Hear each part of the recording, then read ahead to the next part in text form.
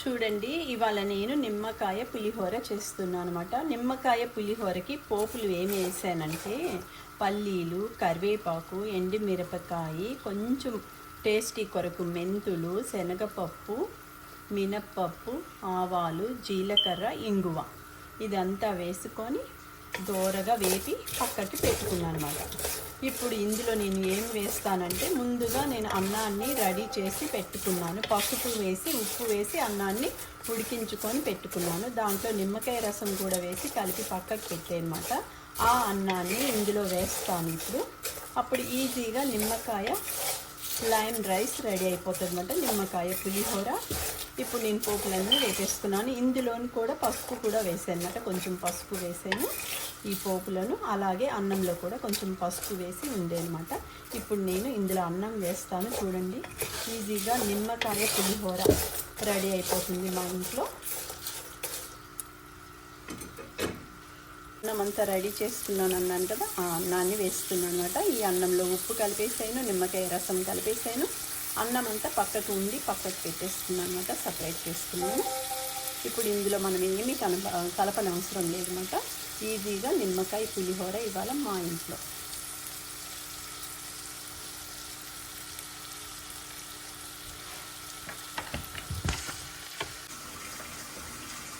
చూడండి, ఇప్పుడు ఈ పులిహోర అంతా కూడా మిక్స్ చేస్తున్నాను. ఎందుకంటే పోపులన్నీ కిందకు ఉన్నాయి కదా. నిమ్మకాయ పులిహోర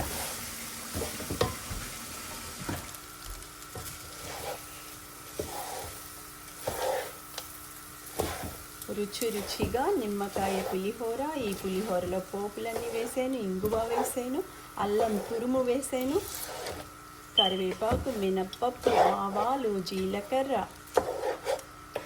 ఇంగువ, ఎండుమిరపకాయలు అన్నీ వేసి నిమ్మకాయ పులిహోర రెడీ చేసేసాను అనమాట. రుచిగా నిమ్మకాయ పులిహోర రెడీ. ఈసారి రెసిపీ నేను క్లియర్గా మీకు యూట్యూబ్లో పెడతాను, చూడండి. నిమ్మకాయ పులిహోర అందరికీ వచ్చు.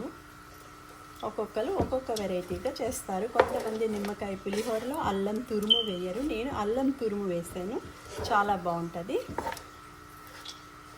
చూడండి, నిమ్మకాయ పులిహోర ఎంత ఈజీగా రెడీ అయిపోయిందో. ఎందుకంటే నేను అన్నం ముందరే రెడీ చేసి పెట్టేసుకున్నాను కదా, పోపులన్నీ వేపేసి పెట్టేసుకున్నాను కదా, అందుకని ఈజీగా నిమ్మకాయ పులిహోర రెడీ.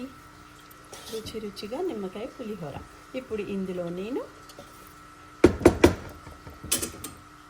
ఇందులో 2 స్పూన్లు నెయ్యి వేస్తున్నాను అన్నమాట, చాలా బాగుంటుంది.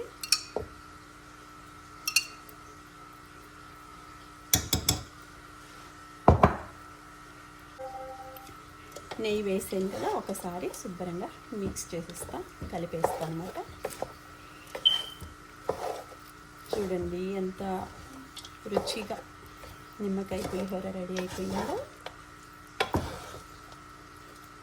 ఈజీగా మనం అన్నము, నిమ్మకాయ రసం, ఉప్పు కలిపేసుకొని పక్కకు పెట్టేసుకున్నాను కాబట్టి నాకు ఈజీగా పులిహోర అనేది రెడీ అయిపోయింది, అంతే. ఇప్పుడు ఇది కొంచెం తీసి దేవుడికి పెట్టేస్తాను అన్నమాట.